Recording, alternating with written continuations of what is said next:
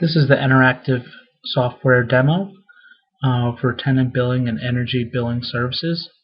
There are three parts to the software itself, so I'm going to do a little tour of that. The first part right here is the Eneractive configuration file. I've already opened it up. As you can see, there's multiple meters with their serial numbers right here, with the site panel name right next to it. Now, however you want to configure it on the site is fine. Right here you can see a load name, so if you would have any type of restaurant or tenant, such as suite number or anything like that, that's where we would put this in. This information is usually provided by the site itself, so this is something that we usually need prior to our startup to plan the software accordingly. But everything else is set up in the software through us. But in case you do want to, change a tenant or a tenant name, you could go into the load name right here and type in a load name and then press save. And that's important. You have to press save to maintain any type of changes on here. Also, if you want to change the CT size, you generally go through here and change the CT size. And again, just to note that we provide a lot of the startup configuration. So based on the information given to us, we can configure as much as we can on site to make the system fully functional before we leave.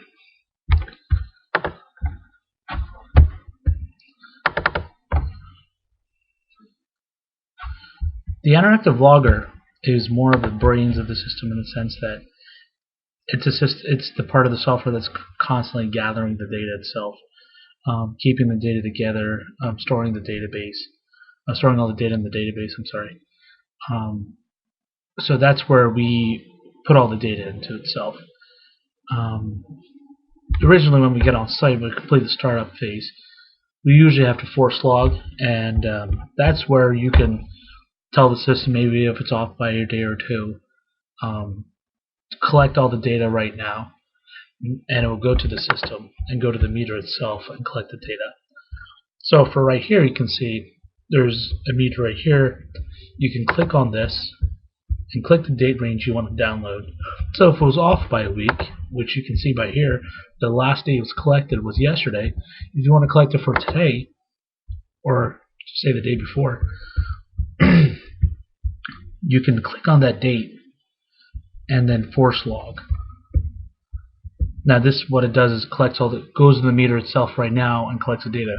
Now there's already in the background a system that collects the data by itself daily, but since sometimes there's a high traffic of meters, if that is the case, then sometimes it might be lagging a day or two, but nothing a force log couldn't fix.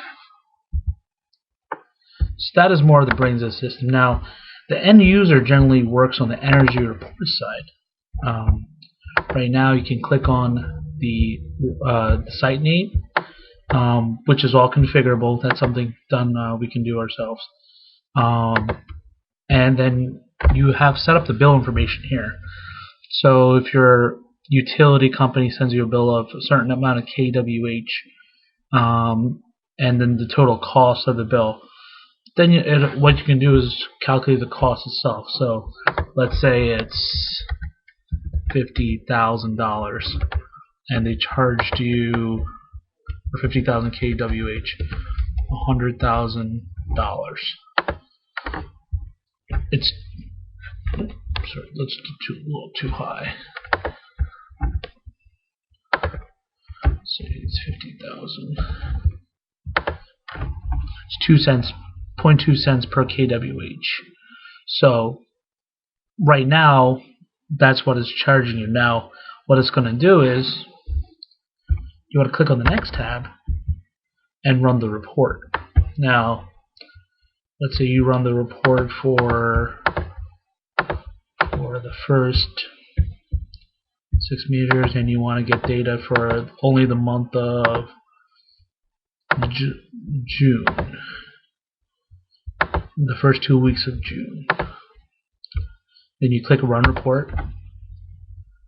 Now what it's doing now is collecting all the data and exporting that to an Excel file. So in the end, you have a bunch of Excel files that you can use for the system. Now, what you want to do when this Excel opens up is make sure you don't touch anything until it says done right here. When it's complete, that's when you can go to the Excel file. Now what it's telling you, some of these loads were empty, but you can see this is here, there's kWh usage. Now what it did is it took that 20 cents per kWh and multiplied by the difference of the start read and the end read on the meter. Now that's for the first summary report, which some customers just only use that. But there's also a billing template. So if you wanted to add an image of the bill, image of the customer or the logo, you can add that here, right here, and you can add that and also customize it accordingly.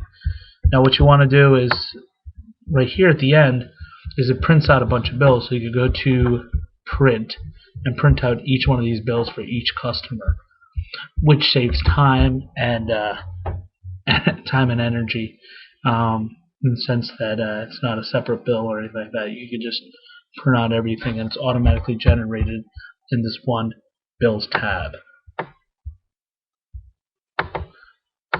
So this is a completion of the demo, and if you have any questions, please contact us directly by email or phone. Thank you.